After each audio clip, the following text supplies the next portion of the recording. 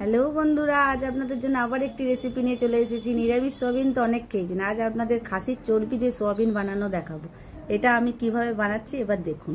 প্রথমে কড়াইতে তেল দেবেন, তারপরে ওই তেলটা গরম হয়ে গেলে সোয়াবিনটা ধোয়া থাকবে, ওর মধ্যে নুন হলুদ মাখিয়ে এবার কড়াইতে ছেড়ে দেবেন। এবার সোয়াবিনটা ভালো করে ভেজে তুলে নেবেন। আবার ওই কড়াইতে আবার তেল দেবেন, দিয়ে এবার তেলটা গরম হলে এবার আলুগুলো ছেড়ে দেবেন, আলুগুলো ভেজে তুলে নেবেন। তারপরে ওই কড়াইতে আবার একটু তেল দিয়ে গরম মশলা আর শুকনো লঙ্কা ফোড়ন দিয়ে ওর মধ্যে কোচানো পেঁয়াজ আর টমেটো দিয়ে এবার ভাজতে থাকবেন। পেঁয়াজটা যতক্ষণ না কালার আসবে ততক্ষণ ভাজতে থাকবেন।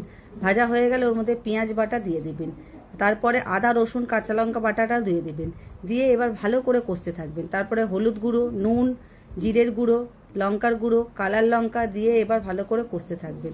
কষা হয়ে গেলে ওইটাকে একটু হালকা জল দিয়ে এবার কষতে থাকবেন, যাতে মশলাটা পুড়ে না যায়। তারপরে কষা হয়ে গেলে এবার ওর মধ্যে চর্বিটা দিয়ে দেবেন, তারপরে কষতে থাকবেন। কষা হয়ে গেলে এবার আলু আর সোয়াবিন ভাজা থাকবে, ওইটাও দিয়ে দেবেন। ওইটা দিয়ে এবার ভালো করে কষবেন। তারপরে স্বাদ মতো চিনি দিয়ে এবার কষে তারপরে গরম জল করা থাকবে, ওইটা দিয়ে দেবেন। গরম জলটা দিয়ে এবার ফুটতে দেবেন। তারপরে যখনই মাখো মাখো হয়ে যাবে এবার গুঁড়ো গরম মশলা দিয়ে আপনারা একটা পাত্রের মধ্যে ঢেলে পরিবেশন করুন। তৈরি হয়ে গেল খাসির চর্বি দিয়ে সোয়াবিন। এটা যদি ভালো লেগে থাকে তাহলে আমাকে সাবস্ক্রাইব আর ফলো করতে ভুলবেন না।